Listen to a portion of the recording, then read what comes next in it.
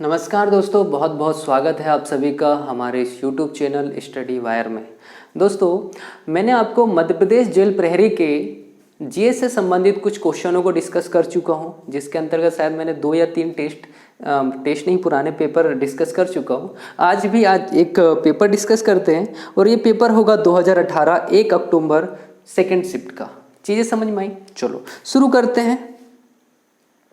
देखो, क्वेश्चन आया था भारतीय विमानपत्तन प्राधिकरण, जिसे हम AAI कहते हैं ना, एयरपोर्ट अथॉरिटी ऑफ इंडिया। ठीक है, भारतीय विमानपत्तन प्राधिकरण द्वारा अत्याधुनिक नागरिक उड्डयन संगठन कहाँ स्थापित किया गया? क्वेश्चन समझ में आया? AAI मतलब एयरपोर्ट अथॉरिटी ऑफ इंडिया, मतलब भारतीय विमानपत्तन प्राधिकरण के द्वारा अत्याधुनिक नागरिक उड्डयन अनुसंधान संस्थान भारत में कहां खोला गया है? इसके ऑप्शन थे दोस्त, दिल्ली, दूसरा ऑप्शन था पटना, तीसरा ऑप्शन था हैदराबाद और चौथा, अच्छा कितने हो गए? दिल्ली, पटना, हैदराबाद और लखनऊ। ठीक है, भारतीय विमानपत्तन प्राधिकरण द्वारा अत्याधुनिक नागरिक उड्डयन संस्थान कहां पर खोला गया? ठीक है, तो दोस्त इसका आंसर था हैदराबाद। आंसर क्या है? हैदराबाद। चीजें समझ में आई? चलो सभी से संबंधित मैं आपको कुछ कुछ बता देता हूं। देखो, जो दिल्ली है भारत की राजधानी है, पता है सभी को। जो दिल्ली से पहले हमारी राजधानी कोलकाता हुआ करती थी, कोलकाता, है ना। दिल्ली से पहले राजधानी क्या थी? कोलकाता थी। बात है सन 1911 की और चर्चा करेंगे हम 1912 की भी। ठीक है, देखो 1911 में हुआ क्या। देखो, सबसे पहले मैं बताता हूं इस समय गवर्नर जनरल कौन थे। तो भारत के गवर्नर जनरल थे लॉर्ड हार्डिंग सेकेंड थे, याद रखना। इसी समय 1911 में ही दिल्ली दरबार का आयोजन किया गया, है ना। दिल्ली दरबार का आयोजन किया गया, दिल्ली दरबार का आयोजन किया गया। ठीक है, इस समय ब्रिटेन के प्रधानमंत्री और उनकी पत्नी मेरी भारत आई थी। ठीक है, तो उसके पश्चात क्या हुआ? 1911 में घोषणा की गई कि भारत की राजधानी कोलकाता से दिल्ली हस्तांतरित की जाएगी। भाई, कब घोषणा हुई? 1911 में, लेकिन परिवर्तित कब हो गई? तो आप बताओगे 1912 में। समझ में आया? क्वेश्चन बहुत छोटा सा है। भारत की प्राचीन राजधानी क्या थी? कोलकाता। वर्तमान राजधानी क्या है? दिल्ली है। कब परिवर्तन होने की घोषणा की गई? आप बताओगे 1911 में, लेकिन कब परिवर्तित हुई? तो 1912 में। चीजें समझ में आई? जब राजधानी परिवर्तित की जा रही थी, इस समय भारत के गवर्नर जनरल कौन थे? आप बताओगे लॉर्ड हार्डिंग सेकेंड। इतनी चीज समझ में आई? अच्छा, दिल्ली से और कोई क्वेश्चन आ सकता है क्या? देखो, दिल्ली में कुछ अनुसंधान केंद्र है, जैसे कुछ अनुसंधान केंद्र मैं आपको बता देता हूं। जैसे मौसम अनुसंधान केंद्र कहां है? नई दिल्ली में है। ठीक है, अच्छा, मौसम अनुसंधान केंद्र नई दिल्ली में है, लेकिन मौसम वेधशाला पूछ ली जाए तो पुणे में आंसर आएगा। वो मौसम वेधशाला अगर पूछ ले तो आंसर क्या होगा भाई? पुणे में। लेकिन मौसम अनुसंधान संस्थान का है तो आप बताओगे नई दिल्ली में। समझ में आया? मौसम के बाद कृषि अनुसंधान संस्थान नई दिल्ली में है। ठीक है, ट्रैक्टर अनुसंधान संस्थान कहां मिलेगा आपको? नई दिल्ली में मिलेगा। ठीक है, इसके बाद सड़क अनुसंधान संस्थान का है? नई दिल्ली में। ठीक है, क्वेश्चन आ गया, अवरोध अनुसंधान संस्थान का है? नई दिल्ली में है। अवरोध अनुसंधान संस्थान का है? नई दिल्ली में है। तो ये सब अनुसंधान संस्थान कहां मिलेंगे आपको? नई दिल्ली में। चीजें समझ में आई? नई दिल्ली से और क्या क्वेश्चन हो सकता है? नई दिल्ली हमारा एनसीआर क्षेत्र है। नई दिल्ली हमारा कैसा है? एनसीआर क्षेत्र है। नई दिल्ली को एनसीआर क्षेत्र सन 1991 में घोषित किया है। नई दिल्ली को एनसीआर क्षेत्र कब घोषित किया बताओगे आप? 1991 में घोषित किया भाई। चीजें समझ में आ रही? दिल्ली में क्या विधानसभा है? बिल्कुल ध्यान रखना, दिल्ली में विधानसभा है, विधानसभा, दिल्ली में विधानसभा है, ध्यान रखना, क्योंकि दिल्ली क्या है, हमारे केंद्र शासित प्रदेश है। हमारे टोटल केंद्र शासित प्रदेशों में से सिर्फ 2 ही ऐसे केंद्र शासित प्रदेश है, अच्छा अब 3 हो गए हैं जहां पर विधानसभा है। एक पांडिचेरी है, एक नई दिल्ली है और अब जम्मू कश्मीर होने वाली, तो टोटल कितने हो जाएंगे? 3। तो यहां पर विधानसभा है, याद रखना। और विधानसभा की सीट संख्या पूछ ले तो आप बताओगे विधानसभा की सीट संख्या टोटल 70 है यहां पर, ठीक है। और अभी वर्तमान में पार्टी किसकी है भाई? आम आदमी पार्टी, AAP किसकी पार्टी है? आम आदमी पार्टी, जिसके जो दिल्ली के सीएम है कौन है भाई? अरविंद केजरीवाल जी है। चीजें समझ में आई आप लोगों को? आगे पढ़े अपन, चले। अच्छा, पटना से संबंधित भी कुछ क्वेश्चन पूछ लो भाई। पटना से संबंधित क्वेश्चन पढ़ो, समझो थोड़ा सा। पटना का प्राचीन नाम है पाटलिपुत्र, पाटलिपुत्र। पटना का प्राचीन नाम क्या है? पाटलिपुत्र है। चीजें समझ में आ रही? पाटलिपुत्र के संस्थापक है उदयन। पाटलिपुत्र के संस्थापक कौन है? उदयन। तो पाटलिपुत्र से पटना नामकरण किसने कर दिया? अगर क्वेश्चन आ गया कि पाटलिपुत्र से पटना नामकरण किसने किया, तो ध्यान रखना एक महान शासक हुए जिनका नाम है शेरशाह सूरी। शेरशाह सूरी, शेरशाह सूरी ने पाटलिपुत्र का नाम क्या कर दिया भाई? पटना कर दिया। पटना किसी की राजधानी है क्या? किसकी है भाई? बिहार की। अच्छा, क्वेश्चन आ गया, पटना किस नदी के किनारे है? गंगा नदी। पटना किस नदी के किनारे है भाई? गंगा नदी। हैदराबाद से कुछ क्वेश्चन आ सकता है, बिल्कुल आ सकता है। क्वेश्चन आ गया, बेगमपेट अंतरराष्ट्रीय हवाई अड्डा कहाँ है? बेगमपेट अंतरराष्ट्रीय हवाई अड्डा कहाँ है? हैदराबाद में। राजीव गांधी अंतरराष्ट्रीय हवाई अड्डा कहाँ है? हैदराबाद में। हैदराबाद किस नदी के किनारे है? मूसी नदी के किनारे। हैदराबाद किस नदी के किनारे है? मूसी नदी के किनारे। अच्छा, हैदराबाद और एक और शहर है जिसका नाम है सिकंदराबाद। सिकंदराबाद, हैदराबाद और सिकंदराबाद को जुड़वा शहर कहते हैं। हैदराबाद और सिकंदराबाद को क्या कहते हैं? जुड़वा शहर कहते हैं। साथ ही में लखनऊ के बारे में कुछ चीजें पढ़ लो भाई। लखनऊ के बारे में क्या क्या क्वेश्चन आ सकते हैं? देखो, जो मैं आपको समझा रहा हूं ये चीजों को बराबर लिखते चलो। अच्छा, जिन्होंने पहले जीएस थोड़ा बहुत पढ़ा है उनको ये चीज बहुत अच्छे से समझ में आ रही होगी। और एक ही जगह पर इस तरह का डेटा आपको कोई पुस्तकों में नहीं मिलता है, ठीक है। तो आप इस तरह के डेटा को बराबर एक जगह लिखते चलो और हर चीज याद करते चलो। यहां से बहुत सारे क्वेश्चन आपके बहुत कम समय में कंप्लीट हो जाएंगे। समझ में आ रहा है ना? नहीं तो इतनी जानकारी निकालने के लिए आपको देखो, यहीं से आपका इतिहास कंप्लीट हो जा रहा है, यहीं से आपका वर्तमान कंप्लीट हो जा रहा है। चीजें समझ रहे हो? दिल्ली से संबंधित जो इंपॉर्टेंट फैक्ट होते हैं वो बताते चल रहा हूं मैं। आगे के अगर प्रीवियस ईयर के क्वेश्चन में कभी दिल्ली आता तो इन सभी जानकारी के अलावा मैं नई जानकारी बताऊंगा, क्योंकि अगर मैं दिल्ली के बारे में बोलने लगूँ तो सिर्फ 1 घंटा आपको दिल्ली में निकाल दूंगा मैं, है ना। तो धीरे धीरे करके हम जानकारी बढ़ाएंगे, आपको नॉलेज बढ़ाते चलेंगे हम हर एक चीज के बारे में, लेकिन धीरे धीरे, एकदम से उस टॉपिक के बारे में पूरी चीजें नहीं बताऊंगा। चीजें समझ में आ गई? जैसे लखनऊ से क्वेश्चन आ सकता है क्या कुछ? जैसे मैंने दिल्ली के बारे में बताया कि कुछ अनुसंधान केंद्र है, लखनऊ में भी है कुछ। जैसे समझो थोड़ा, औषधि अनुसंधान केंद्र। औषधि अनुसंधान केंद्र कहाँ पर है? लखनऊ में, ठीक है। औषधि के अलावा विष अनुसंधान केंद्र कहाँ है? लखनऊ में है, ठीक है। औषधि और विष अनुसंधान केंद्र कहाँ मिलेंगे? लखनऊ में। लखनऊ किस नदी के किनारे है? गोमती नदी के किनारे। लखनऊ किस नदी के किनारे भाई? गोमती नदी के किनारे, ठीक है। भारत के रक्षा मंत्री कौन है भाई? राजनाथ सिंह। राजनाथ सिंह का निर्वाचन क्षेत्र कौन सा होता है? लखनऊ में। चीजें समझ में आई? ठीक, चले, इतनी चीज समझ लो। अच्छा, लखनऊ से एक चीज और समझ लो, कई बार क्वेश्चन आ सकता है, ठीक है। आपने कभी 1857 की क्रांति पढ़ी है?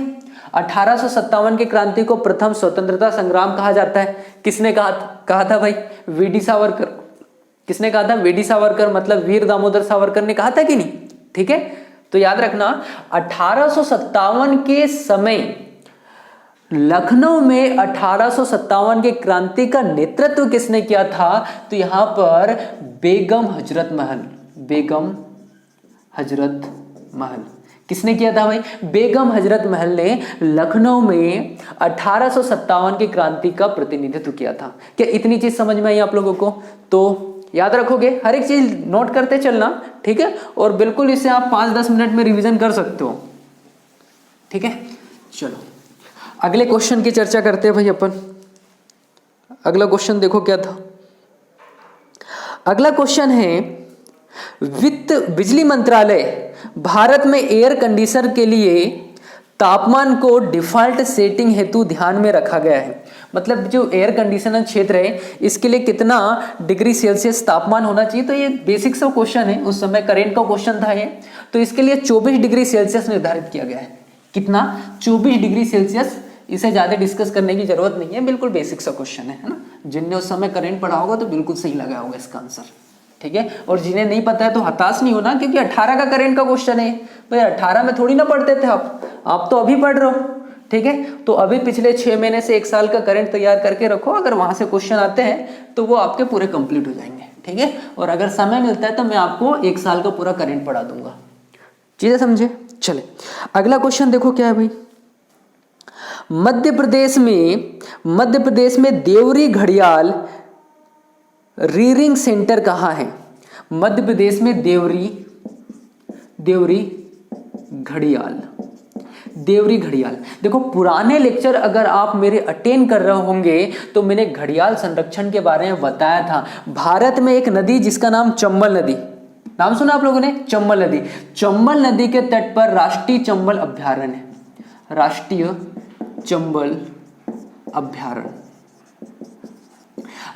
चंबल अभ्यारण्य किसके संरक्षण के लिए प्रसिद्ध है? आप बताओगे? घड़ियाल संरक्षण के लिए प्रसिद्ध है। किसके लिए प्रसिद्ध है भाई? घड़ियाल संरक्षण के लिए प्रसिद्ध है। और घड़ियाल किस प्रकार का है? तो आप बताओगे देवरी प्रकार का, ठीक है? किस प्रजाति का है? तो देवरी प्रजाति का। इतनी चीजें समझ में आई। चंबल को तो आप जानते हो, चंबल एक नदी है ना? इसका प्राचीन नाम चर्मावती होता है। प्राचीन नाम क्या है भाई? चर्मावती। इसका उद्गम कहाँ से होता है? इंदौर से, इंदौर के जानापावा पहाड़ी से। मैंने अपने पुराने लेक्चर में चंबल नदी के बारे में बताया है ना? और चंबल नदी एक अवनलिका अपर्दन का उदाहरण प्रस्तुत करती है ना? अगर क्वेश्चन आ गया कि भारत में अवनलिका अपर्दन का उदाहरण कौन सी नदी प्रस्तुत करती है, तो आप बताओगे चंबल नदी करती है। क्या मध्य प्रदेश में यह अवनलिका अपर्दन करती है? बिल्कुल। कहां पर करती है? तो आप बताओगे सबसे अधिक मुरैना में करती है। सबसे अधिक कहां करती है? मुरैना में। इतनी चीज समझ में आई आप लोगों को? अच्छा, चंबल तो आपका संभाग भी है, एकमात्र मध्य प्रदेश का ऐसा संभाग है जो किसी जिले के नाम पर नहीं है। चीजें समझे क्या? लेकिन चंबल संभाग का मुख्यालय मुरैना में, ध्यान रखना। चले आगे बढ़े। अगला क्वेश्चन देखो। अगला क्वेश्चन है, किस अन्य भारतीय को भारत की वटवानी के साथ 2018 में रमन मैग्सेसे पुरस्कार से नवाजा गया? देखो, जो 2018 में रमन मैग्सेसे पुरस्कार मिला था, रमन मैग्सेसे पुरस्कार, ये 2 लोगों को मिला था। एक भरत वटवानी और सोनम वांगचू। तो देखो, भरत वटवानी तो आपको क्वेश्चन में दिया, इनके साथ और किसे मिला? तो सोनम वांगचू। आपने एक मूवी देखी होगी ना, 3 इडियट में आपने आमिर खान को देखा होगा। आमिर खान ने एक किरदार निभाया था और उस किरदार में उनका नाम था फुनसुक बांगड़ू, ठीक है? तो जो फुनसुक बांगड़ू नाम का जो किरदार निभाया था आमिर खान ने, वास्तव में वो कौन है? सोनम वांगचुक है। ये अभी आपके जम्मू कश्मीर में रहते हैं। कहां पर? जम्मू कश्मीर में, ठीक है? ध्यान रखना, जो 3 इडियट में आमिर खान ने जो किरदार निभाया है, सोनम वांगचुक का निभाया, लेकिन मूवी थी इसलिए वास्तविक नाम नहीं रखा उन्होंने, फुनसुक बांगड़ू अपना नाम रख लिया था। नाम भी बड़ा खतरनाक, ठीक है? अच्छा, और लास्ट में आपने एक देखा होगा कि जब मूवी एंड होती है तो जो चतुर है और करीना कपूर है और जो आमिर खान है, एक झील के पास मिलते हैं, है ना? वास्तव में झील कहां पर है? जम्मू कश्मीर की झील है, ठीक है? उस झील का नाम है पोगोंगशो झील। और ये झील भी कहां है? जम्मू कश्मीर। ध्यान रखना, ये खारे पानी की झील है। जम्मू कश्मीर, इसका मतलब ये मत समझ लेना कि वहां पर सब मीठे पानी की झील होती है। पोगोंगशो खारे पानी की झील है, समझे क्या? चले, और ये पोगोंगशो झील के पास अभी आपने करेंट में पढ़ा भी होगा, चाइना और मध्य प्रदेश के मध्य विवादित रहा है, भाई पोगोंगसो झील क्या है, चाइना और मध्य प्रदेश के मध्य विवादित क्षेत्र है, समझ में आया क्या। और रमन मैग्सेसे पुरस्कार की अगर मैं बात करूं तो इसकी शुरुआत 1957 में हुई थी, लेकिन वितरण 1958 में हुआ था।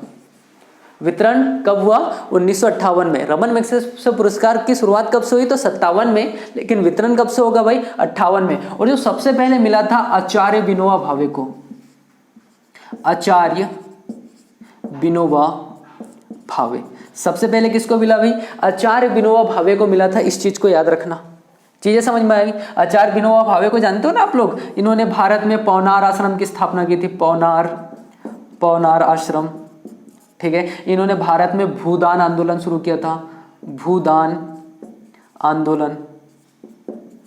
भाई भूदान आंदोलन कब शुरू किया था, 1951 में, ठीक है। आचार्य विनोबा भावे को 1983 में भारत रत्न भी मिला है, ठीक है। आचार्य विनोबा भावे को भारत रत्न कब मिला भाई, 1983 में, ठीक है। और जो रमन मैग्सेसे पुरस्कार है ये फिलीपींस की सरकार देती है, फिलीपींस की सरकार देती है, ठीक है। ध्यान रखना, फिलीपींस के तीसरे राष्ट्रपति थे, कौन से, थर्ड राष्ट्रपति थे, उनके याद में दिया जाता है। और इसे एशिया का नोबेल भी कहते हैं, एशिया का नोबेल, ठीक है। कुल लगभग 5 या 6 विधा में दिया जाता है, तो इतनी चीज याद रखना। चीजें समझ में आ गई, आगे पढ़े अपन, मिटा दो इसको। चले, तो सोनम वांगचुक और भरत लोटवानी को मिला था भैया।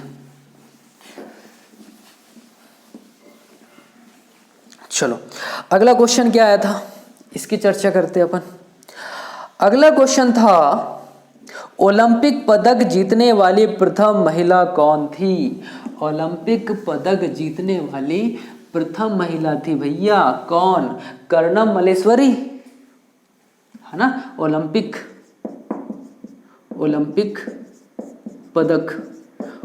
पदक जीतने वाली प्रथम भारतीय महिला कौन थी, कर्णम मल्लेश्वरी, है ना। इनकी विधा कौन सी थी, भारोत्तोलन,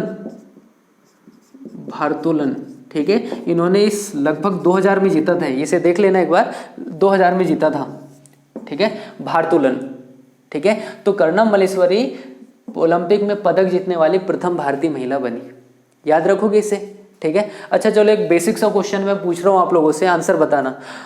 भारत के प्रथम खिलाड़ी का नाम बताइए जिन्होंने व्यक्तिगत रूप से स्वर्ण पदक जीता था। मैं व्यक्तिगत रूप से पूछ रहा हूं, और ध्यान रखना वो अभी तक एकमात्र वैसे खिलाड़ी है जिन्होंने व्यक्तिगत रूप से ओलंपिक में स्वर्ण पदक जीता है, ठीक है। नाम बताएंगे आप लोग, आंसर इसका बताएंगे। चलो अच्छा, ओलंपिक के बारे में कुछ चीजें बता दूं मैं। ओलंपिक, जो प्राचीन ओलंपिक है, प्राचीन ओलंपिक 776 ईसा पूर्व इसकी शुरुआत हुई थी भाई, ठीक है। और जो आधुनिक ओलंपिक है, इसकी शुरुआत हुई थी 1896 से, ठीक है। और जो ओलंपिक समिति है, ओलंपिक समिति जो है ये बन गई थी 1894 में। ओलंपिक समिति कब बनी, 1894 में। किसी दिन मैं आपको पूरा ओलंपिक पढ़ा दूंगा, ठीक है। चले अभी इतना ही पढ़ते हैं अपन। तो याद रखना, कर्णम मल्लेश्वरी प्रथम भारतीय महिला थी जिन्होंने किसमें, ओलंपिक में पदक जीता है, ठीक है। और ये किस विधा से संबंधित है, तो आप बताओगे भारोत्तोलन से संबंधित है ना। अंग्रेजी में वेट लिफ्टिंग बोलते हैं इसको, समझेगा इतनी चीज। आगे देखो क्वेश्चन, कौन सा क्वेश्चन आया था। अगला क्वेश्चन था, मध्य प्रदेश के विदिशा क्षेत्र का नाम किस प्रसिद्ध सम्राट की पत्नी पर रखा गया है, ठीक है। तो एक व्यक्ति थे जिनका नाम है अशोक, ठीक है। आपने सांची का स्तूप नाम तो सुना होगा ना, सांची का स्तूप किसने बनाया भाई, अशोक ने, ठीक है। और अशोक को एक महिला से प्रेम हो गया था और उसके बाद उन्होंने विवाह भी किया था वहां पर। उनका नाम मुझे अभी याद नहीं आ रहा है, आगे के लेक्चर में बताऊंगा कभी याद आएगा तो उन्हीं के नाम पर विदिशा नाम रखा है भाई, विदिशा, ठीक है। और सांची के स्तूप में ध्यान रखना गरुड़ स्तंभ लेख भी है, गरुड़ स्तंभ लेख, ठीक है। चले अगला क्वेश्चन देखो। अच्छा एक चीज, सांची के स्तूप में हेलियोडोरस अभिलेख भी है, हेलियोडोरस अभिलेख, कौन सा भाई, हेलियोडोरस अभिलेख भी है। और ये किससे, भगवान विष्णु से संबंधित है, भगवान विष्णु से। वास्तव में भागवत धर्म के बारे में बताया था, भागवत धर्म के बारे में इन्होंने। ठीक है, चले अगला क्वेश्चन पढ़े अपन। अगला क्वेश्चन है, अच्छा देखो अगला क्वेश्चन यही है, विदिशा में हेलियोडोरस स्तंभ लेख किस भगवान को समर्पित है? अभी बताया देखो, किस भगवान को समर्पित है भाई? भगवान विष्णु। और इस अभिलेख में किसके बारे में बताया गया है? भागवत धर्म के बारे में बताया, भागवत धर्म के बारे में बताया गया है। इतनी चीज समझ में आई क्या? आगे पढ़े अपन। अगला क्वेश्चन देखो क्या है, सिंचाई बाढ़ नियंत्रण। अच्छा, सिंचाई और बाढ़ नियंत्रण की बात करें, बताओ ये सब सिंचाई और बाढ़ नियंत्रण संबंधित जितने भी काम होंगे कौन सा मंत्रालय कर सकता है भाई? जल मंत्रालय। कौन कर सकता है? केंद्रीय जल मंत्रालय, है ना। तो क्वेश्चन देखो क्या है, सिंचाई, बाढ़ नियंत्रण और बहुउद्देशीय परियोजना का तकनीकी तथा आर्थिक मूल्यांकन किसके द्वारा आयोजित किया जाता है? अच्छा, यहां पर भी मंत्रालय, क्या आंसर हो सकता है? अभी बताया मैंने, केंद्रीय जल मंत्रालय। ठीक है, तो भारत में जो सिंचाई के क्षेत्र में काम करना या नीति बनाना है, बाढ़ से संबंधित नीति बनाना है, ये सब नीति कौन सा मंत्रालय करेगा? तो केंद्रीय जल मंत्रालय करेगा। चीजें समझ में आई क्या? चले अगला क्वेश्चन देखो भाई, किस अनुसूची में संविधान द्वारा मान्यता प्राप्त भाषा का उल्लेख है? किस अनुसूची में भाषा का उल्लेख है? चलो पहले मैं अनुसूची बता देता हूं आप लोगों को। अनुसूची देखो, जब आप मूल संविधान की बात करते हो तो मूल संविधान में 8 अनुसूची थी भाई। मूल संविधान में कितनी थी? 8। लेकिन जब आप वर्तमान की बात करते हो तो वर्तमान में 12 अनुसूची है। वर्तमान में कितनी अनुसूची है? 12। अभी मैं 12 की 12 अनुसूची नहीं पढ़ाऊंगा आप लोगों को, लेकिन हाँ, यहां 4 से 12 कैसे हुई ये समझ लो। जो 9वीं अनुसूची है ये हमने प्रथम संविधान संशोधन के द्वारा की गई थी। संशोधन 9वीं अनुसूची किस संविधान संशोधन के द्वारा जोड़ी गई? आप बताओगे प्रथम संविधान संशोधन के द्वारा। कब? तो 1951 में। ठीक है। 10वीं अनुसूची कब जोड़ी गई? तो ध्यान रखना, 52वां संविधान संशोधन कब? 1985 में। अच्छा, ये 10वीं अनुसूची ध्यान रखना दल बदल से संबंधित है, दल बदल से। और जो 9वीं अनुसूची भूमि से संबंधित है कुछ। ठीक है, ये 10वीं अनुसूची किससे होगी? दल बदल से संबंधित होगी। 52वां संविधान संशोधन 1985। 11वीं अनुसूची कौन सा संविधान संशोधन था? 73वां संविधान संशोधन कब हुआ था? 1993। ठीक है, और ये किससे संबंधित हो? पंचायती से, पंचायत। ठीक है, और 12वीं अनुसूची जो है ये 74वां संविधान संशोधन 1994। कब भाई? 1994। और ये किससे संबंधित है? तो नगर पालिका। किससे संबंधित है? नगर पालिका। ये चीज याद रखना, कई बार क्वेश्चन आ गया एमपीपीएससी में ये क्वेश्चन, और ये क्वेश्चन लगातार 2 वर्ष तक के आया है। 2000 शायद 14 या 15 के एमपीपीएससी प्री का क्वेश्चन है ये, कि प्रथम संविधान संशोधन कब हुआ? 1951 में। किससे संबंधित था? 9वीं अनुसूची को जोड़ने से संबंधित। इसके बाद अगले ही साल क्वेश्चन आ गया 52वां संविधान संशोधन किससे संबंधित था? दल बदल। कौन सी अनुसूची? 10वीं अनुसूची। 52वां संविधान संशोधन कब हुआ भाई? 1985। पंचायती राज किस अनुसूची में है? 11वीं अनुसूची में। कौन सा संविधान संशोधन है? तो 73वां संविधान संशोधन। और कब किया गया? तो 1993 में किया गया। उसी तरह से नगर पालिका किस अनुसूची में आप बताओगे? 12वीं अनुसूची। 74वां संविधान संशोधन कब? तो 1993 है ये भी। ठीक है, इतनी चीजें समझ में आई। अब चूंकि यहाँ पर पूछा गया है कि जो भारतीय संविधान में भाषा है या किस अनुसूची में है, तो ध्यान रखना भारतीय संविधान में जो भाषा है यह 8वीं अनुसूची में बताया गया है। कौन सी अनुसूची? 8वीं अनुसूची में 22 प्रकार की भाषा है। 8वीं अनुसूची में कितनी भाषा को रखा गया है? तो 22। ठीक है, 8वीं अनुसूची में कितनी भाषा है? 22 भाषा है। ठीक है, अगर आपसे क्वेश्चन पूछ लिया जाए कि मूल संविधान में कितनी भाषा हुआ करती थी? 14। वर्तमान में कितनी है? वर्तमान में कितनी अभी बता? 22। भाई कुछ भाषाएं जुड़ी होगी, कभी मैं आपको पूरी अनुसूची बता दूंगा और कैसे कैसे भाषा जुड़ी ये सब मैं आपको बता दूंगा भाई। ठीक है, या फिर संविधान कभी पढ़ाऊंगा तो वो चीज हम पढ़ लेंगे। तो इतनी चीजें समझ में आई आप लोगों को। चलो अगला क्वेश्चन देखो। अब अगला क्वेश्चन करेंट का है। ठीक है, छोड़ दो, कोई मतलब नहीं है करेंट का क्वेश्चन। अगला क्वेश्चन पढ़ते हैं। मध्य प्रदेश में सिंचाई क्षमता के सुधार के लिए भारत सरकार ने किसके साथ $375 ऋण समझौते पर हस्ताक्षर किए। तो उस समय भी ये करंट का क्वेश्चन था। इसका आंसर है संयुक्त राष्ट्र विकास संघ, है ना, UNDP, संयुक्त राष्ट्र विकास संघ मतलब यूनाइटेड नेशन डेवलपमेंट प्रोग्राम, है ना, UNDP। कब स्थापना हुई थी भाई? 1965। अच्छा, UNDP से एक बहुत इंपॉर्टेंट क्वेश्चन समझो।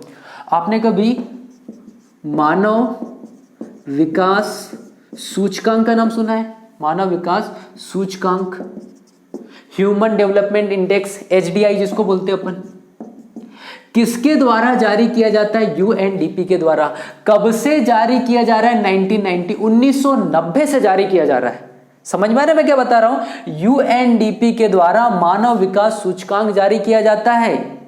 कब से जारी किया जा रहा है? 1990 से। और UNDP कब बना? तो 1965 में बना। ये दोनों अलग अलग है, समझ रहे क्या?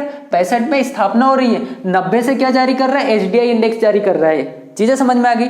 और जो HDI है ये दो अर्थशास्त्रियों ने बनाया था। एक का नाम होता है महबूब उल हक, ये पाकिस्तान के, कहाँ के? पाकिस्तान। और भारतीय अर्थशास्त्री है अमर्त्य सेन। इनके द्वारा, दोनों के द्वारा डेवलप किया गया। भाई ये दो मेन थे और इनके बहुत सारे साथी थे, ऐसा नहीं कि सिर्फ इन दोनों ने, लेकिन इन दोनों ने मुख्य भूमिका निभाई थी। तो HDI किसके द्वारा बनाया गया? महबूब उल हक और अमर्त्य सेन के द्वारा। और ध्यान रखना, भारत में HDI सबसे पहले किस राज्य ने जारी किया था? तो MP ने। भारत में सबसे पहले मानव विकास सूचकांक किस राज्य ने जारी किया? तो MP ने। और MP में सबसे पहले किस जिले ने जारी किया? तो आप बताना, राजगढ़। किसने? राजगढ़। समझ में आ रहा है ना? UNDP सबसे पहले मध्य प्रदेश के किस राज्य ने प्रस्तुत किया? तो आप बताओगे MP ने। और MP के किस जिले ने? तो आप बताओगे राजगढ़। इतनी चीज समझ में आई क्या? बहुत इंपॉर्टेंट क्वेश्चन है, आता है यहां से क्वेश्चन। अच्छा चलो एक क्वेश्चन जल्दी से बता दो। अभी हाल ही में जो HDI इंडेक्स जारी हुआ है, इसमें भारत की स्थिति क्या है? इसका आंसर बताएंगे भाई आप लोग। HDI में भारत की रैंक क्या है? ठीक है, चलो अगला क्वेश्चन देखो क्या है।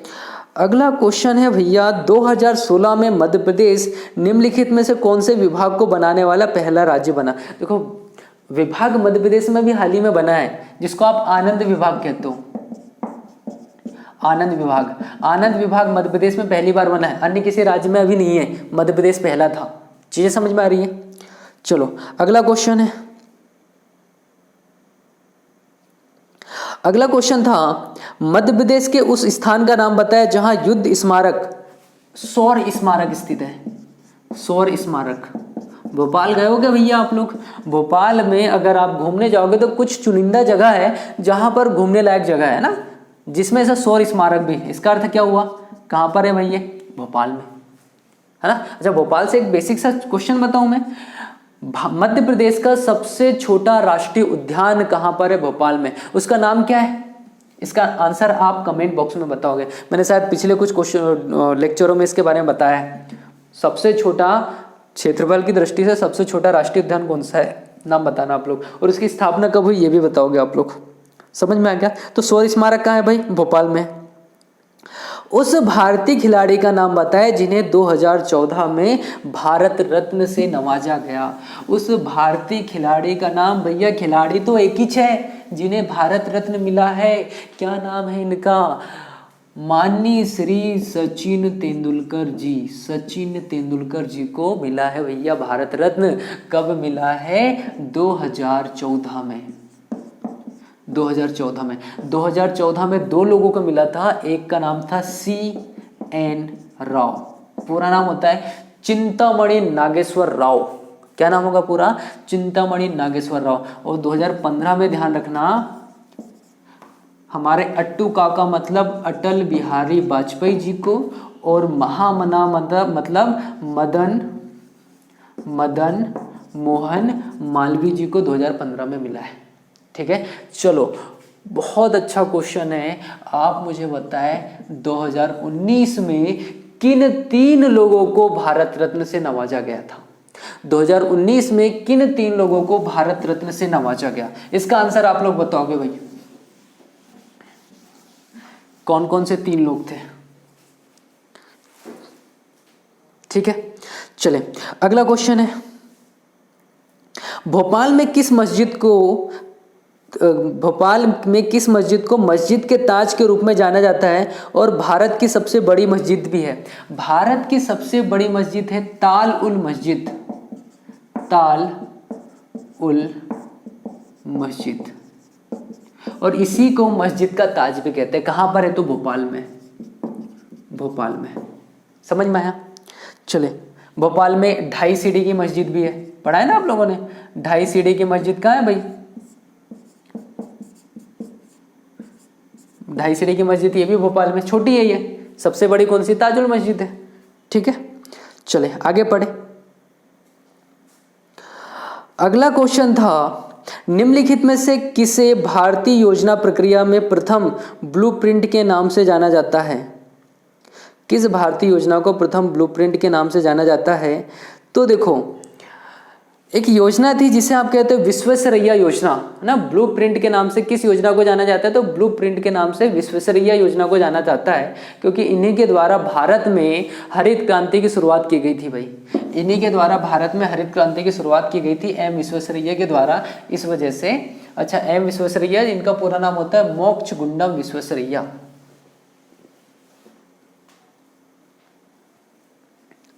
ठीक है, चले। अच्छा, एम विश्वेश्वरैया इन्होंने 1934 में आर्थिक नियोजन की रूपरेखा बताई थी भाई। ठीक है, चले आगे देखो भाई। जुलाई 2018 में अंजलि इला मेनन को किस पुरस्कार से सम्मानित किया गया? अंजलि इला मेनन, ये तो मैंने आपको पुराने पेपर जब डिस्कस कर रहा था तब बताया था। अंजलि इला मेनन, ठीक है, इन्हें कालिदास सम्मान से सम्मानित किया गया। कालिदास सम्मान, कालिदास सम्मान की शुरुआत कब से होती है? 1980 से। ठीक है, चले अगला क्वेश्चन। अच्छा, इसके बाद तो हिंदी शुरू हो जाता है। तो ये लगभग 20 क्वेश्चन रहे किससे? जीएस से संबंधित, जो 2018 के एक तारीख के सेकेंड शिफ्ट में आया था। ठीक है, तो चीज़ें समझ में आई। बाकी अपन कभी और ऐसे ही टाइम मिला तो हम आगे के पेपर डिस्कस करेंगे। अगर आपको अच्छा लगा हो तो बिल्कुल इसे देखिए, लाइक कीजिए, शेयर कीजिए। बाकी मिलते हैं कल। जय हिंद।